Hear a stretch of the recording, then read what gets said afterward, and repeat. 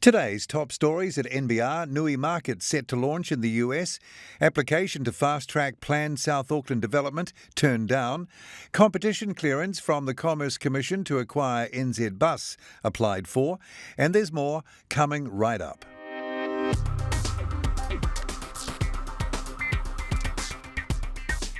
Kia ora and welcome to NBR Today, 100% subscriber funded and proudly brought to you by you, as is every story at nbr.co.nz. It's Wednesday, April 20th. I'm Paul Brennan. Thanks again for joining us.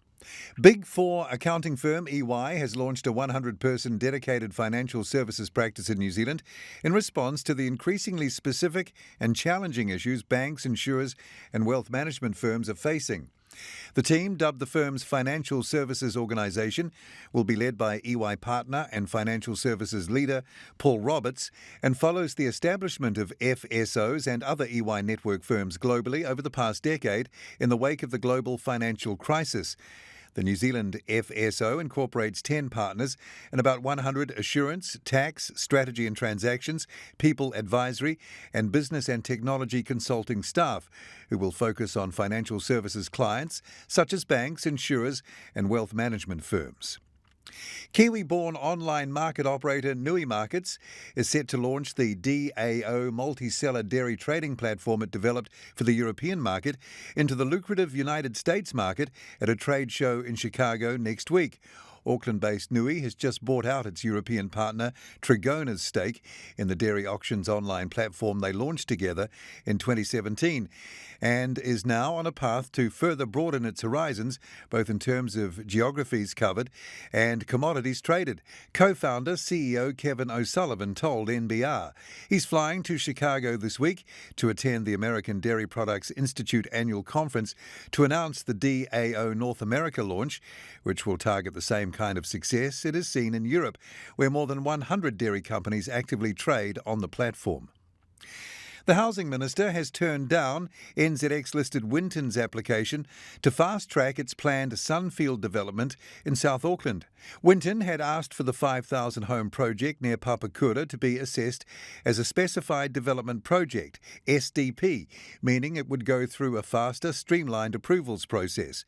But Housing Minister Megan Woods has rejected Winston's approach, saying the government has greater priorities than the master-planned neighbourhood.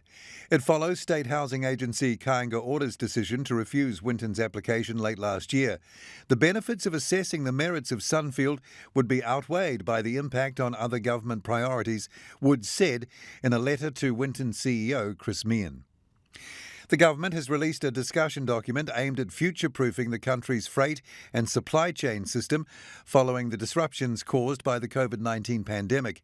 Transport Minister Michael Wood said the New Zealand Freight and Supply Chain Issues Paper was the first step in developing a strategy for the supply chain over the next 30 years.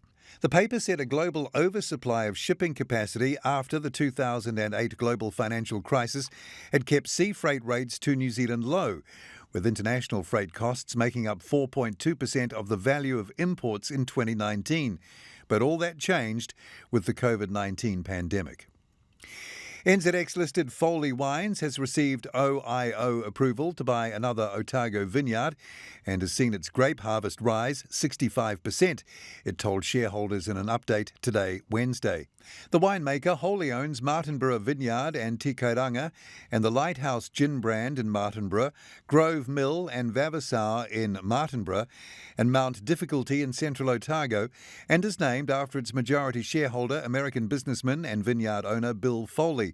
OIO approval of Foley's purchase of the Zebra Bendigo Flat Vineyard in Bendigo, Central Otago, gives the company around 30.5 hectares of Pinot Noir grapes and 12.5 hectares of bare land.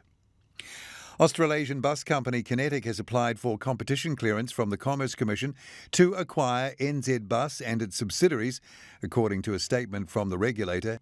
NBR reported in early March that the deal was close to being settled at a price estimated at just under $400 million. Kinetic subsequently announced it had signed to acquire NZ Bus, saying the acquisition would add over 1,400 people, 800 buses and 14 depots in New Zealand to its own 5,800 people, 3,800 buses and 83 depots across both Australia and New Zealand.